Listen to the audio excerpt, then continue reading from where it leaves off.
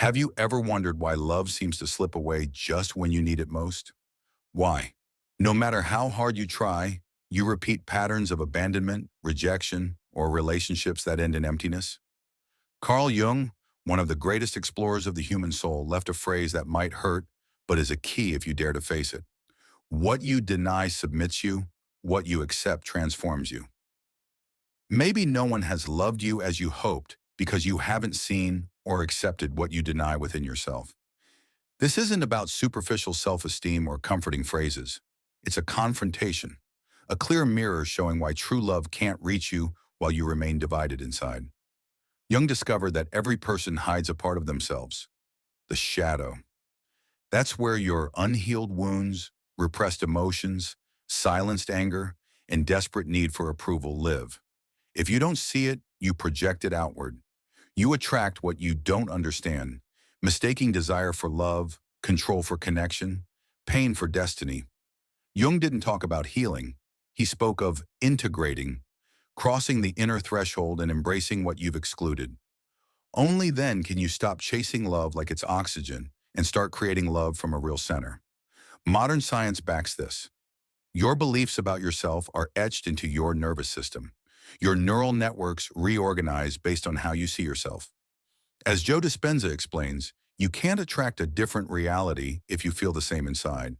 This journey will uncover your shadow, reveal why you sabotage yourself in love, and show how true spiritual alchemy happens.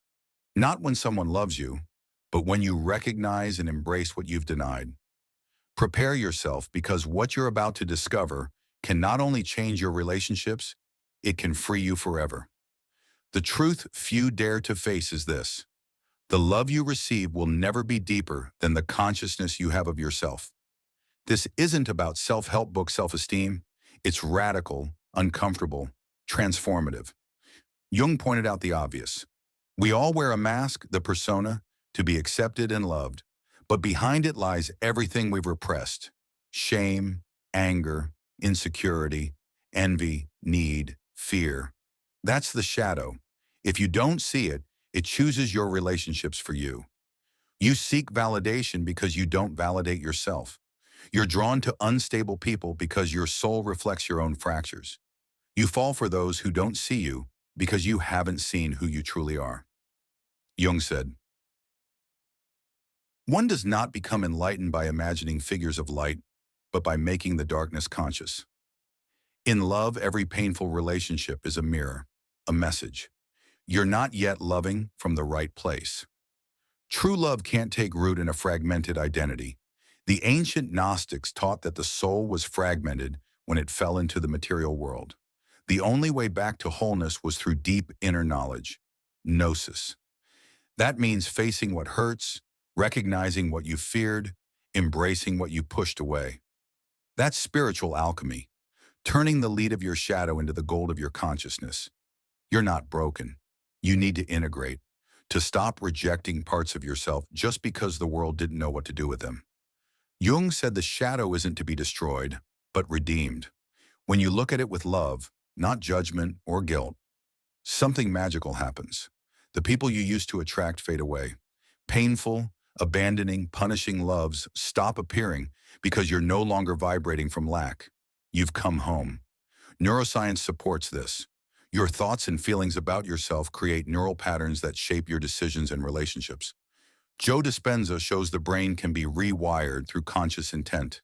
What if you started recognizing all of yourself, shadow included? You'd stop attracting what resonates with your wounds and begin magnetizing from your wholeness. Love stops being a struggle and becomes a natural extension of your inner state. An integrated soul doesn't beg, it radiates. If you're wondering why no one has truly loved you, ask if you fully loved yourself, your light, your darkness, your vulnerability, your voids. Only those who love themselves wholly can love without destroying and be loved without fleeing. The pain of love not working, of relationships unraveling, cooling, or distorting is immense, but not knowing why hurts even more. Jung dedicated much of his work to unraveling a powerful, destructive, unconscious mechanism. Projection. Projection is seeing in others what you refuse to see in yourself, attributing outward what you don't accept inward. We do it constantly without realizing. When you judge someone as selfish, you might be rejecting your own need to set boundaries. When you idealize a partner as your savior, you're denying your own power. When you obsess over someone who doesn't reciprocate, you're avoiding an old festering wound. Jung said, "Everything that irritates us about others can lead us to an understanding of ourselves. But that takes courage, to stop blaming others and accept that, in the theater of our relationships, we're often the unconscious scriptwriters of our own tragedies. Why do we repeat harmful patterns? Until it becomes conscious, the soul seeks outside what it needs to integrate inside. Someone who hasn't faced their inner void will seek others to fill it. Someone with an unhealed abandonment wound will attract unstable relationships that reopen that pain. Not out of masochism, but because the soul is trying to complete the cycle, resolve the trauma, close the circle. This is deeply spiritual, not chance, not tragic fate, but a call. Your shadow is saying, "Look at me, I'm here. Everything you project onto others is me." In spiritual alchemy, this is coagulation, uniting what was fragmented. The other didn't come to complete or hurt you, but to show you what you needed to grow. Every relationship, especially the painful ones, is a teacher in disguise. The Hermetic principle applies. As within, so without. If your inner world is full of guilt, scarcity, and fear, you'll project that into your relationships. But if you face yourself with radical honesty, taking responsibility for what you feel and need, the external reflection changes. Neuroscience confirms this. Transforming your inner thoughts and emotions reshapes how your brain responds to the world. Your voice, body language, and energy shift, transforming your relationships, not because others change, but because you're no longer vibrating from lack, but from consciousness. This is Jung's individuation, living from your wholeness, not your projections. You stop needing others to complete, validate, or rescue you. You face your soul's underworld, embrace your shadow, and emerge with an unshakable truth. You are enough. Then everything changes. You attract from a new place, see people as they are, not as you need them to be. You can love without idealizing, withdraw without destroying, give without losing yourself. Authentic connection becomes possible, not from projection, but from integration, not from emptiness, but from consciousness. True love happens when you stop hiding from yourself. You reach a point where you no longer seek love to feel complete, but become a channel for love itself. That point doesn't come by chance or from someone's gift. It comes when you've crossed your inner ruins, stopped running from yourself, and lit a flame in your soul's darkness. That's the alchemy of love, and Jung understood it deeply. True alchemy doesn't happen in ancient labs or crucibles. It happens in the human heart. Pain becomes wisdom, denied anger becomes creative strength, lived abandonment becomes real autonomy. Love stops being a need and becomes a presence, a state, an emanation.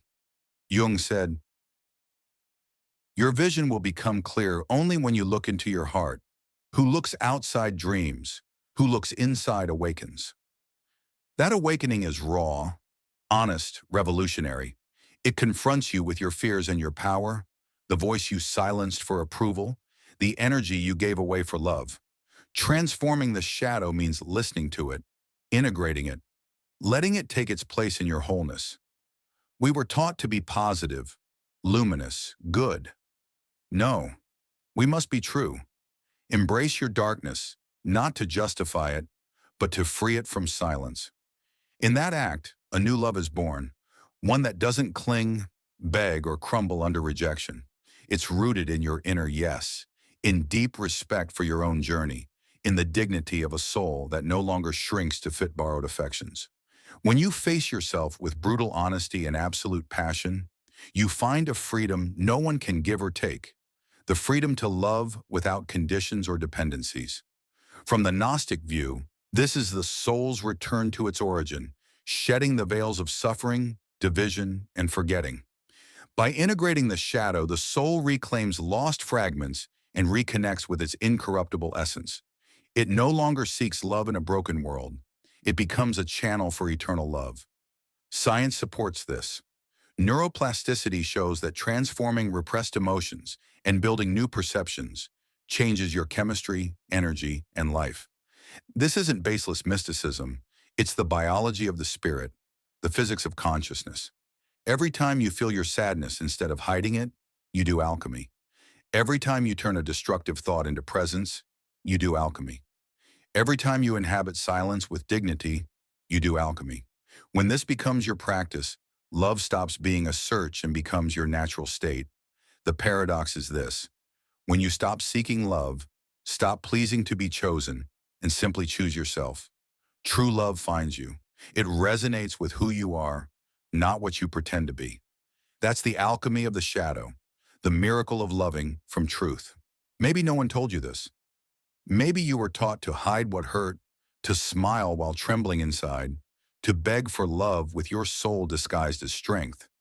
Maybe you confused approval with affection, dependency with passion, silence with peace. But now you know something that changes everything. No one can fully love you until you fully love your shadow. This isn't about settling for wounds. It's about recognizing them. It's not excusing flaws. It's integrating them. Every part you hide distorts your relationships, the love you choose, the treatment you tolerate, what you give to avoid loneliness. Jung left a spiritual legacy in deep psychology. The soul doesn't seek perfection, it seeks wholeness. Wholeness comes when you embrace your light and darkness, stop dividing what you show and what you silence, and choose to be true, even if it hurts or isn't understood. From there, real love emerges, not the love that fills voids or makes you forget who you are, but the love that sees the other as a mirror, a companion, a witness to your truth. You no longer need love to feel enough. Love becomes the natural expression of your consciousness. You give it without fear, receive it without guilt, hold it without losing yourself. This is lived alchemy, not a theory, not a pretty phrase. It's the inner fire that transforms your story, the rebirth of your soul and your own heart. It's looking at yourself with love and saying, yes, this is me too, and I still deserve. When you reach that place, relationships change, not because others change, but because you no longer vibrate from lack. You've moved from desperate desire to conscious love, from self-abandonment to self-embrace, from waiting to presence. No one can truly love you while you hide from yourself. But when you find yourself, choose yourself, embrace yourself wholly, love arrives, and this time it stays.